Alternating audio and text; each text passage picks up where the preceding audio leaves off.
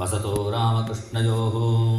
നമ്മുടെ ഭാരതദേശത്തിൻ്റെ പെരുമ എന്താണ് ചോദിച്ചാൽ ഈ ഭൂമി മുഴുവനും ക്ഷേത്ര സംബന്ധിയായ ഭൂമിയാണ്. ഒരു ക്ഷേത്രത്തിൻ്റെ അതിര് കടക്കുമ്പോൾ തന്നെ വേറെ ക്ഷേത്രത്തിൻ്റെ തുടക്കമായി. അങ്ങനെ നിറച്ചും പുണ്യക്ഷേത്രങ്ങളുള്ളതാണ് ഭാരതഭൂമി. അതുകൊണ്ടാണ് പറയുന്നത് വിദേശത്തിൽ ചെന്നവർ, അമേരിക്ക ചെന്നവർക്ക് പോലും എന്തെങ്കിലും ആപത്ത് ഉണ്ടായാൽ നമ്മുടെ ഭാരതദേശം നോക്കി ശ്രീരംഗക്ഷേത്രം നോക്കി ഒന്ന് നമസ്കരിച്ചാൽ മതി എന്നാണ് പറയുന്നു. ദേശാന്തരഗതോവാപി ദ്വീപാന്തരഗതോപിവ ശ്രീരംഗാഭിമുഖോ നിത്യം പ്രണിപത്യ നസീഗതി. നമ്മുടെ വീട്ടിൽ ഒരു പൂജാമുറി പോലെയാണ് ഈ ലോകത്തിൻ്റെ പൂജാമുറിയാണ് ഭാരതദേശം എന്നാണ് പറയുന്നു.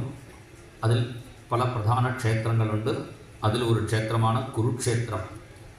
ഇവിടെ വച്ചാണ് ഭീഷ്മാചാര്യൻ സഹസ്രനാമ ഉപദേശിച്ചതും ഭഗവാൻ ഗീത ഉപദേശിച്ചതുമൊക്കെ. കുരുക്ഷേത്രത്തിൽ 5 പുണ്യതീർത്ഥക്കുളങ്ങളുണ്ട്.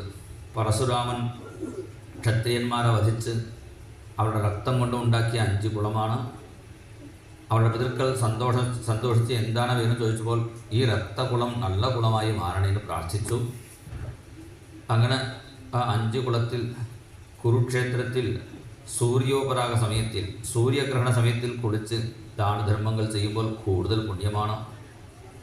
അതിൽ കുളിക്കാൻ വേണ്ടി എല്ലാ നാട്ടിൽ നിന്നും എല്ലാ പ്രദേശങ്ങളിൽ നിന്നും അവിടെ എത്തിച്ചേർന്നു ഭക്തന്മാർ. അതുപോലെ ഭഗവാനും തൻ്റെ ദ്വാരകയിൽ നിന്നും തൻ്റെ പത്നിമാരോടും തൻ്റെ പ്രധാനപ്പെട്ട 1-2 ആൾക്കാർ മാത്രം അവിടെ നിർത്തി ബാക്കി എല്ലാവരെയും വിളിച്ചു കൊണ്ടുവന്നു കുരുക്ഷേത്രത്തിലേക്ക്. അവിടെ നന്ദഗോപനും ഗോപികമാരും കന്നഡ കാണാൻ അവിടെ വന്നു. ആ ഗോപികമാർക്ക് ഭഗവാൻ ഉപദേശമൊക്കെ കൊടുക്കുന്നു. ഗോപികമാരോട് ചോദിച്ചു, അവിടെ ദ്വാരകയ്ക്ക് വരാൻ തയ്യാറാണെങ്കിൽ ഞാൻ കൊണ്ടുപോവാം. അവർ പറഞ്ഞു, ആഹുശ്ചതേ നളിനനാഭപദാരവിന്ദം യോഗേശ്വരീർ ഹൃദി വിചിന്യമഗാധബോധൈഃ സംസാരകൂപപതിതോത്തരണാവലംബം ഗേഹഞ്ജുഷാമപി മനസ്സുലിയാത് സദാനഃ. എവിടെ ഇരുന്നാലും മനസ്സ് നിന്റെ പാദത്തിലാവണം. ദ്വാരകയിൽ തന്നെ വന്നിട്ട് ഇവിടെ സപ്താഹവേദിയിൽ വന്നിട്ട് ഇവിടെ നിന്ന് നമ്മൾ വീട് ഓർത്തിരിക്കുന്നതൊക്കെ വീട്ടിൽ നിന്നും ഇവിടെ സ്മരിച്ചു കൊണ്ടാൽ അത് വലിയ ഭാഗ്യം തന്നെയാണ്. അങ്ങനെ എപ്പോഴും ഭഗവാന്റെ പാദത്തിൽ സ്മരണം ഉണ്ടാവണം എന്ന് പ്രാർത്ഥിച്ചു. പിന്നെ ദ്രൗപദിക്ക് കൃഷ്ണപത്നിമാർ തങ്ങളുടെ വിവാഹ കഥ പറഞ്ഞു കേൾപ്പിക്കുന്നു. പിന്നെ വസുദേവൻ മുക്തി പ്രാപിക്കാൻ എന്താണ് ചെയ്യണമെന്ന് ചോദിച്ചപ്പോൾ ഋഷീശ്വരന്മാർ പറയുന്നു, എല്ലാവർക്കും 3 കടം പ്രധാനമായിട്ടുണ്ട്. ദേവകടം, ഋഷികടം, പിതൃകടം. ദേവകടം ഇതുപോലെ ക്ഷേത്രങ്ങളിൽ തൊഴുത് പൂജ ചെയ്യുമ്പോൾ നമുക്ക് ദേവകടത്തിൽ നിന്നും രക്ഷപ്പെടാം. ഋഷികടം അവർ ഉണ്ടാക്കിയ ഇങ്ങനെ പുരാണങ്ങൾ വായിക്കുമ്പോൾ ഋഷികടലിൽ നിന്നും നമുക്ക് രക്ഷപ്പെടാം. പിതൃകടം നമുക്ക് സന്തതി ഉണ്ടായി കഴിഞ്ഞാൽ പിതൃകടം നീങ്ങിത്തീരും. ഇപ്പോൾ വസുദേവർക്ക് ദേവകടം മാത്രം ബാക്കിയുള്ളൂ. അതിന് ഒരു യജ്ഞം നടത്തണം പറഞ്ഞ് യാഗം നടത്തി. യാഗം കഴിഞ്ഞ് എല്ലാവരും പുറപ്പെട്ടപ്പോൾ അവരുടെ സാധനം കണ്ടുപോയി. ഗോപികമാർ മാത്രം തങ്ങളുടെ മനസ്സ് ഭഗവാന്റെ പാദത്തിൽ വിട്ടുപോയി എന്ന് പറഞ്ഞുകൊണ്ടാണ് ഇവിടെ സമർപ്പിച്ചു. അതിനുശേഷം ദേവകി വസുദേവന്മാർ തങ്ങളുടെ ഉണ്ണികൾ നഷ്ടപ്പെട്ട ഉണ്ണികൾ തിരിച്ചു കിട്ടണമെന്ന് പ്രാർത്ഥിച്ചു.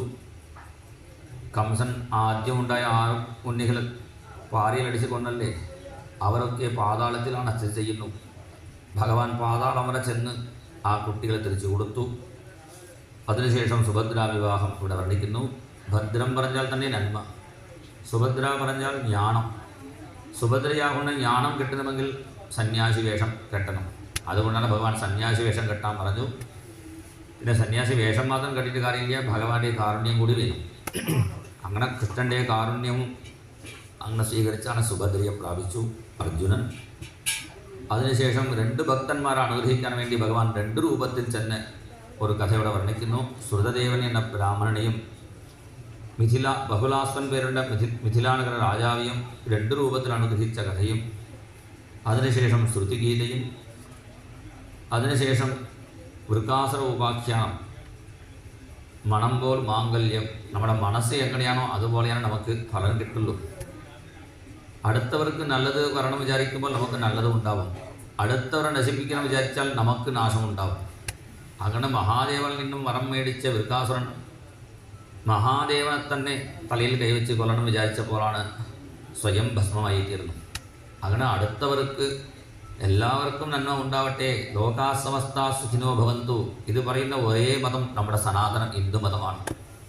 ബാക്കി മതത്തിലൊക്കെ അവരുടെ ആൾക്കാർ മാത്രമേ നന്നാവണം, ബാക്കി എല്ലാവരും നരകത്തിൽ ചെല്ലട്ടെ, ഇങ്ങനെയാണ് അവരുടെ പ്രാർത്ഥന.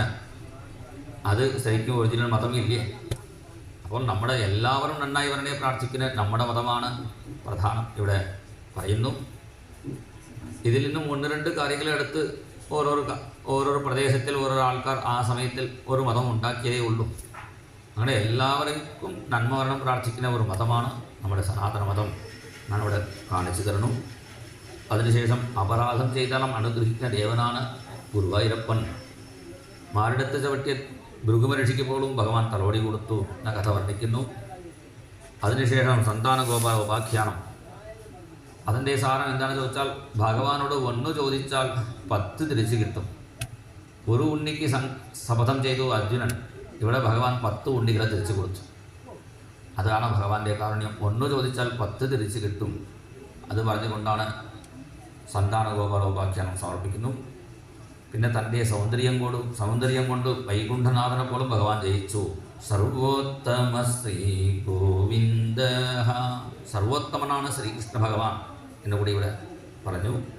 അതിനുശേഷം കൃഷ്ണപത്നിമാരുടെ തന്മയീഭാവത്തിൽ പാടുന്ന മഹിഷി ഗീതവും കൃഷ്ണകഥയുടെ പെരുമയും പറഞ്ഞുകൊണ്ട് ദശമസ്കന്ധം സമർപ്പിച്ചു.